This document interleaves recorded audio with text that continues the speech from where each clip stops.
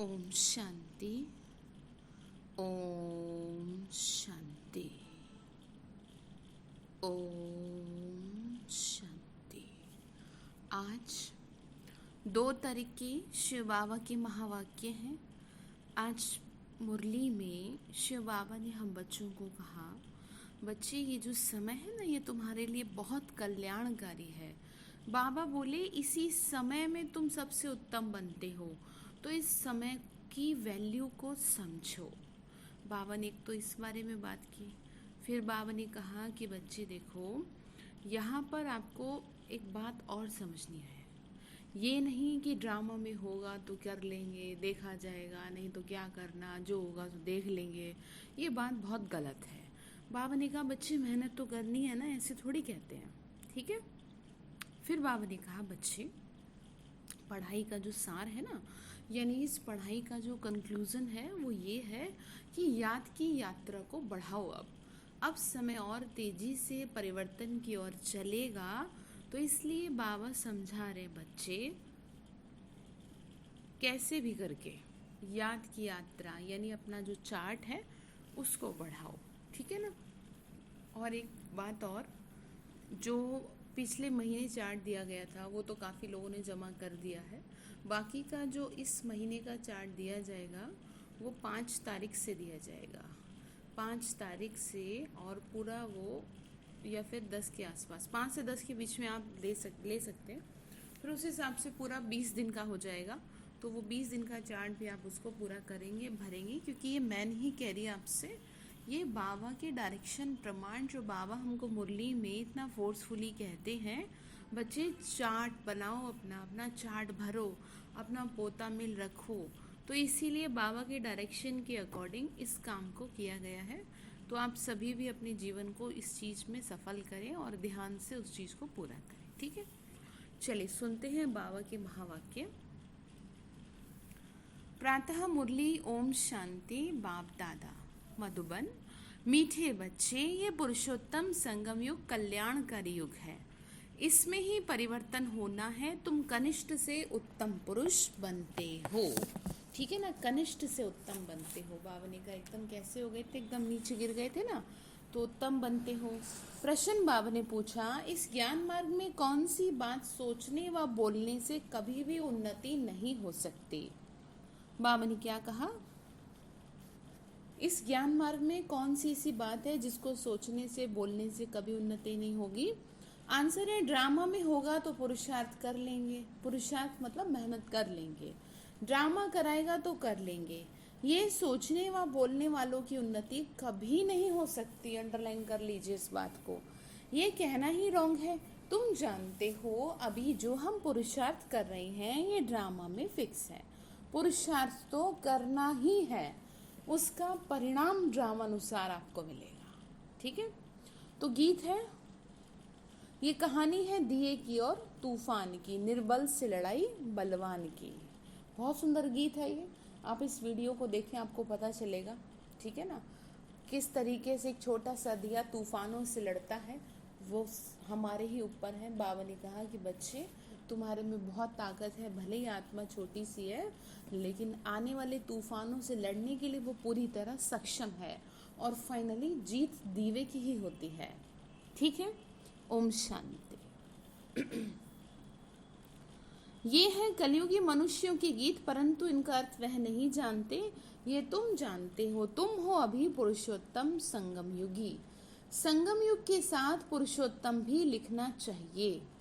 क्या कहा, पुरुषोत्तम संगम युग। बाबा ने कहा बच्चों को ज्ञान के पॉइंट्स याद ना होने के कारण फिर ऐसे ऐसे अक्षर लिखने भूल जाते हैं। ये मुख्य है। इनका अर्थ भी तुम ही समझ सकते हो। पुरुषोत्तम मास, पुरुषोत्तम मास तो जानते हैं ना आप सभी, यानी कि यही वो समय है जिसमें हम उत्तम से उत्तम बन सकते हैं। बच्चों को ज्ञान की पॉइंट्स याद ना होने के कारण अक्षर भूल जाते हैं लिखने। ये मुख्य है। पुरुषोत्तम बावनी का मास भी होता है ना, यह फिर है पुरुषोत्तम संगम युग। ये संगम का भी एक त्योहार है। ये त्योहार सबसे उच्च है। तुम जानते हो अभी हम पुरुषोत्तम बन रहे हैं।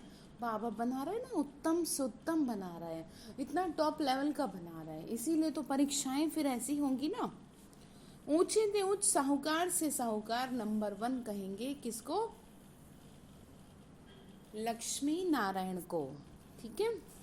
बाबा ने कहा शास्त्रों में दिखाते हैं बड़ी प्रलय हुई, फिर नंबर 1 श्री कृष्ण पीपल के पत्ते पर सागर में आया।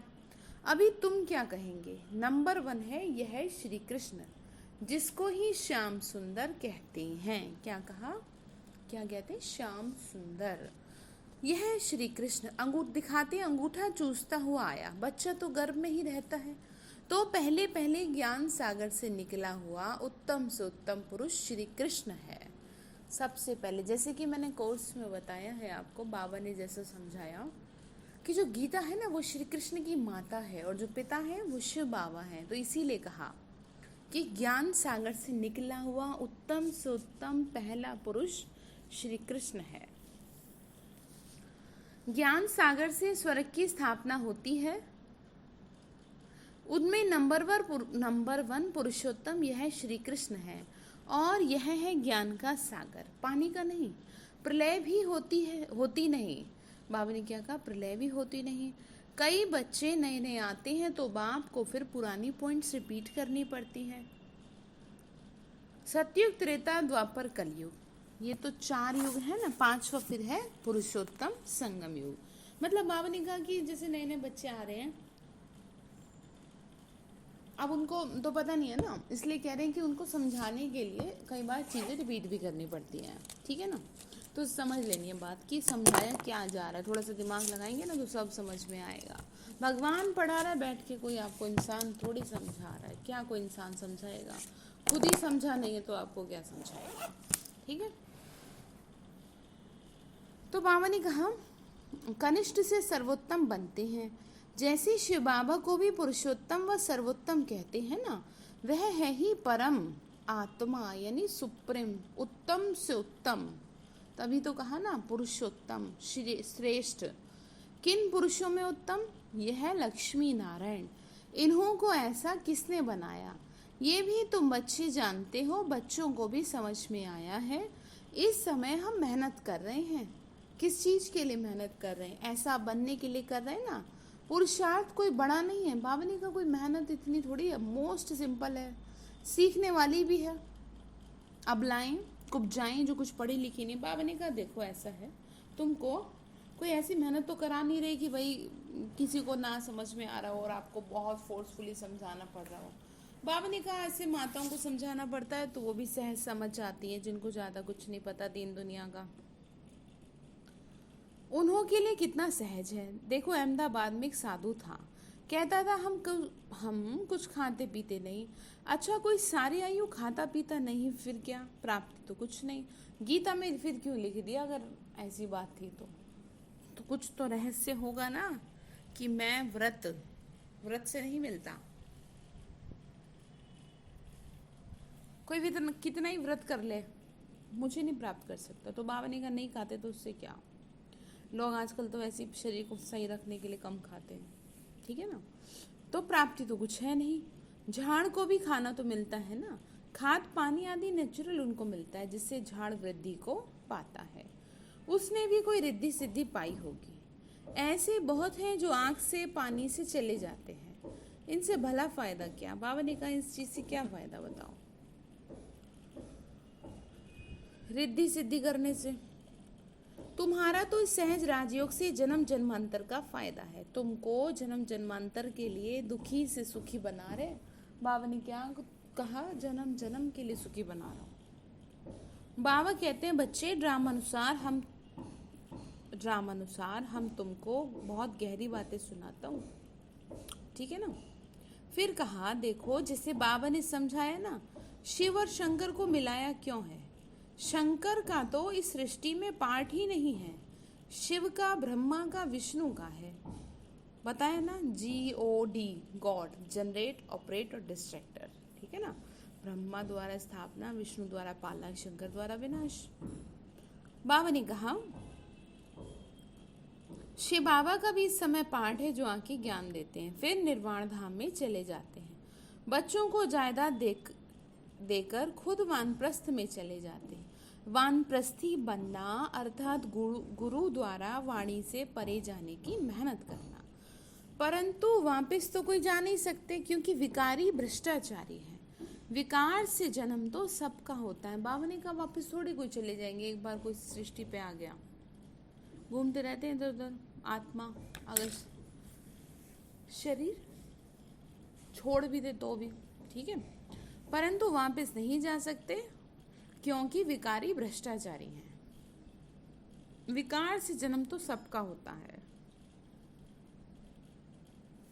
ये लक्ष्मी नारायण निर्विकारी हैं, उन्हों का विकार से जन्म नहीं होता, इसीलिए श्रेष्ठाचारी कहलाए जाते हैं। कुमारियां भी निर्विकारी हैं, इसीलिए उनके आगे माथा टेकते हैं। तो बाबा ने समझाया कि यहाँ शंकर का कोई पार्ट नहीं है। बाकी प्रजापिता ब्रह्मा तो जरूर प्रजा का पिता हुआ ना। कौन सी प्रजा? इस समय जो ज्ञान मिल रहा है, दिखाया ना, ब्रह्मा के मुख से ब्राह्मण निकले, तो हम सभी तो आत्माएं हैं ना, ब्राह्मण, ठीक है ना। तो कहा शिव बाबा को तो आत्माओं का पिता कहेंगे, वह है अविनाशी पिता। बाबा ने कहा अविनाशी, जिसका कभी नाश नहीं होता।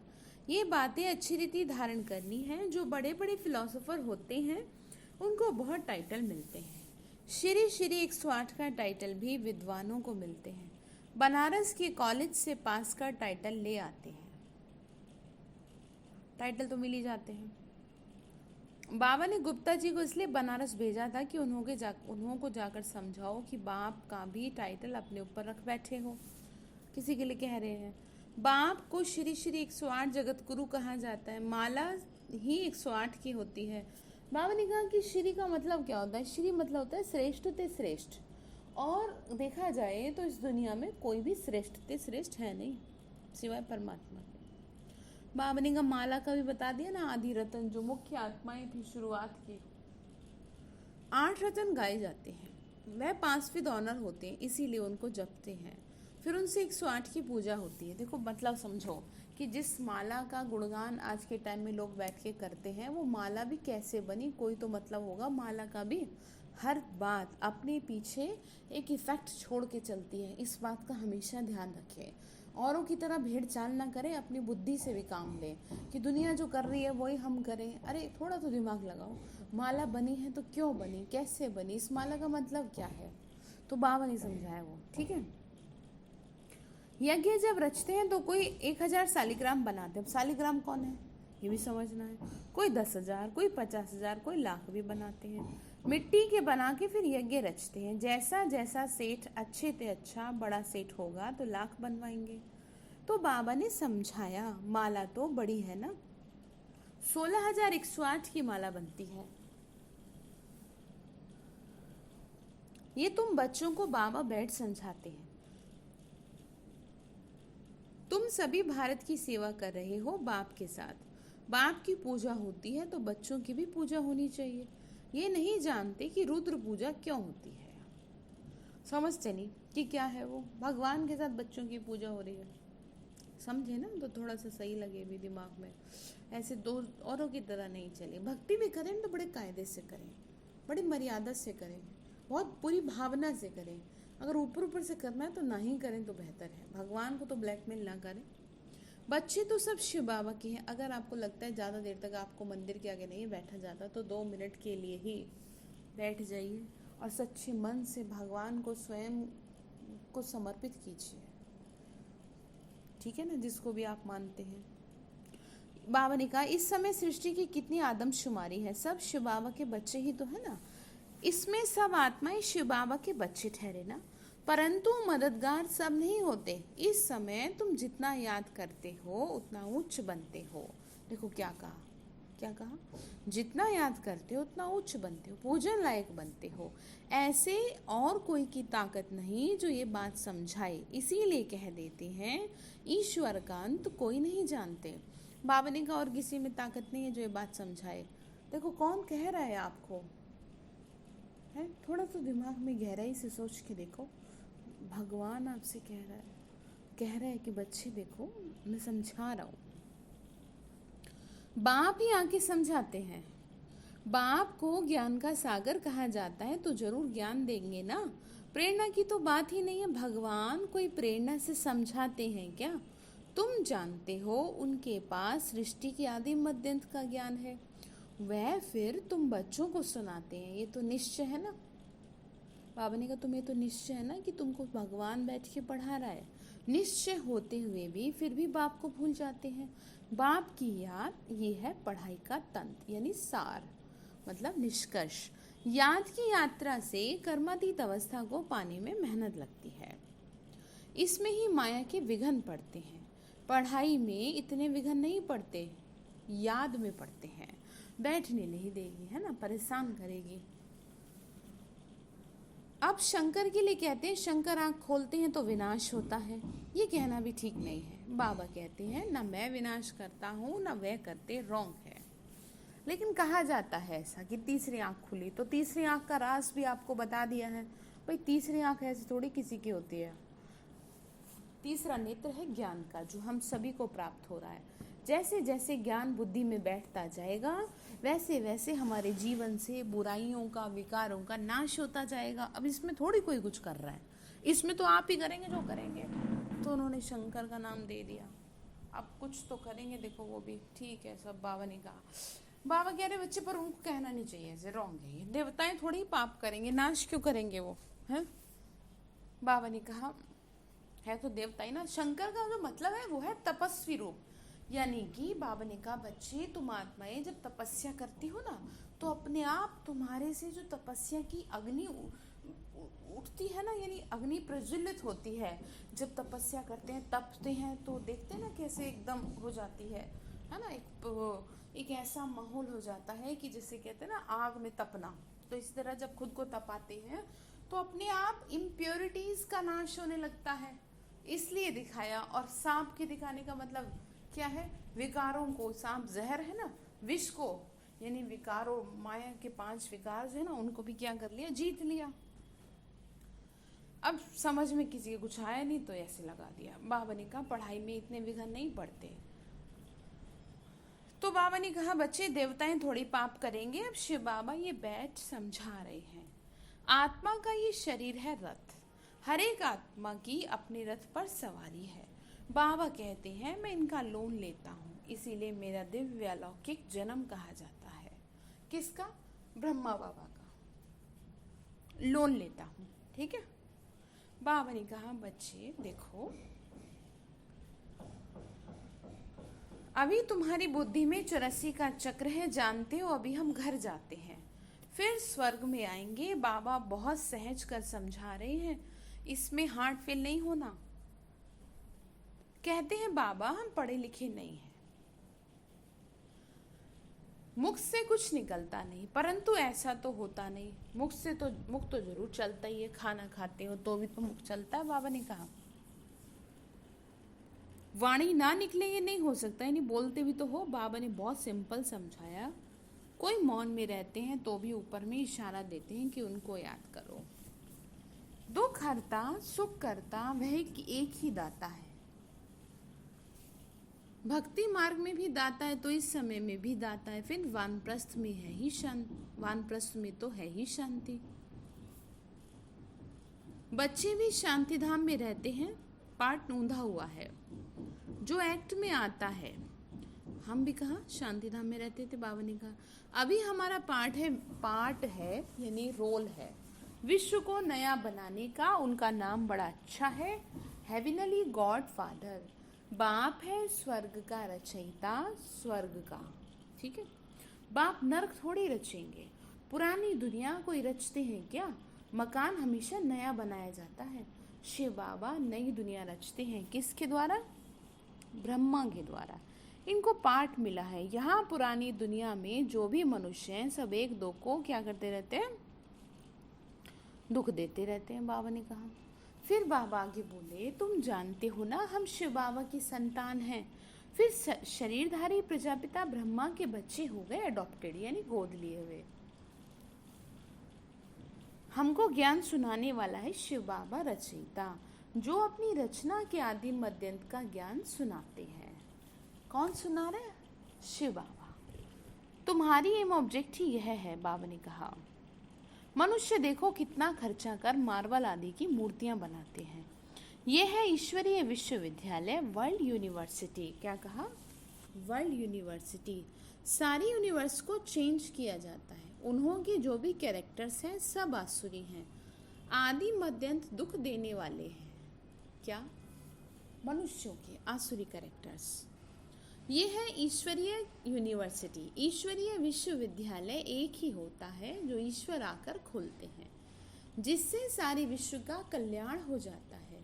तुम बच्चों को अब राइट और रॉन्ग की समझ मिली है, और कोई मनुष्य नहीं जो समझता हो। बाबा ने क्या कहा? शुक्रिया करें उसका इस बात के लिए कि उन्होंने आपको समझ दी कि क्या सही है क्या गलत है। आज के टाइम की सबसे बड़ी प्रॉब्लम कि लोगों को गलत चीज़ गलत नहीं लगती। तो बाबा का शुक्रिया कि जो उसने इतनी समझ दी कि हमें गलत चीज़ कम से कम गलत तो लग रही है। ठीक है ना? बाबा ने कहा औरों को तो लगती नहीं। राइट रॉन्ग को समझाने वाला एक ही राइटियस होता है, जिसको ट्रूथ कहते हैं। बाप ही आके हर एक को राइटियस बनाते हैं। राइटियस बनेंगे तो फिर मुक्ति में जाकर जीवन मुक्ति में आएंगे। ड्रामा को भी तुम बच्चे जानते हो, आदि से लेके अंत तक पार्ट बजाने नंबरवार आते हो। ये खेल चलता ही रहता है, ड्रामा शूट होता जाता है।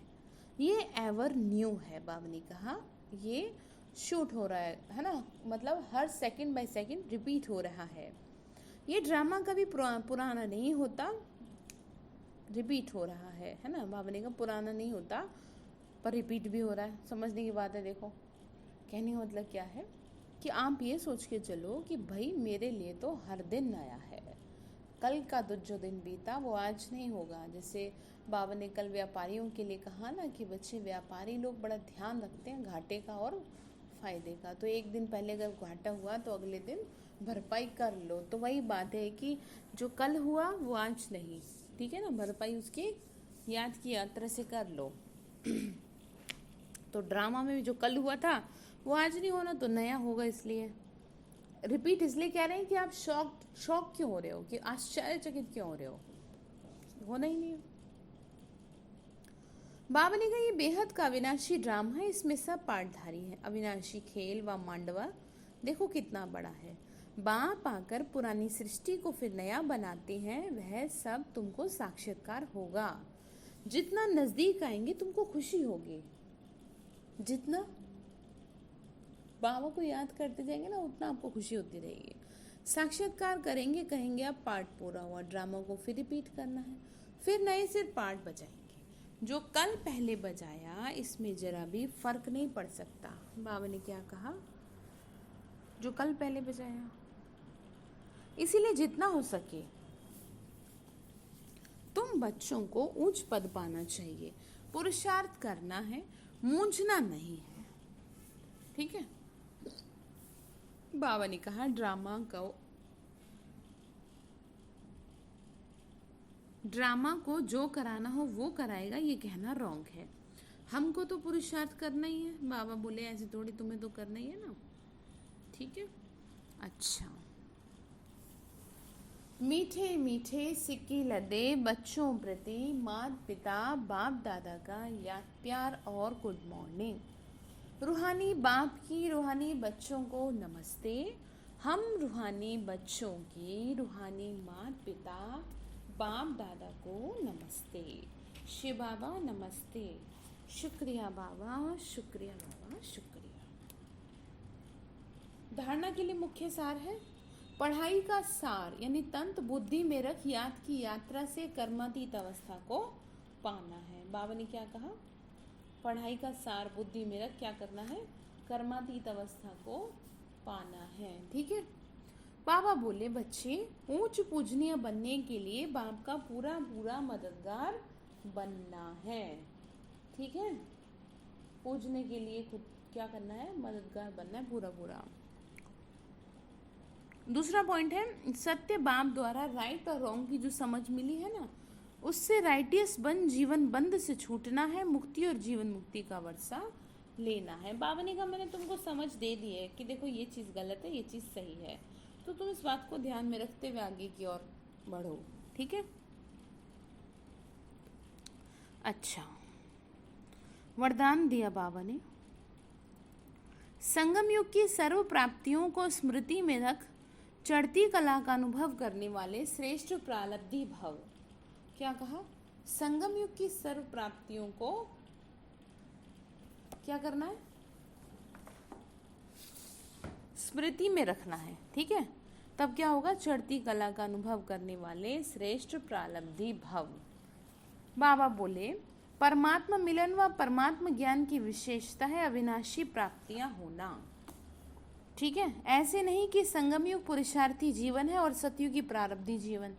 बाबा बोले, संगम युग की विशेषता है कि एक कदम उठाओ और हर 1000 कदम प्रारब्ध पाओ। यानी इस समय कोई भी अच्छे काम के लिए अगर आप एक स्टेप भी उठाएंगे ना, तो उसका 1000 गुना आपको मिलेगा, क्योंकि ये इस टाइम की विशेषता है।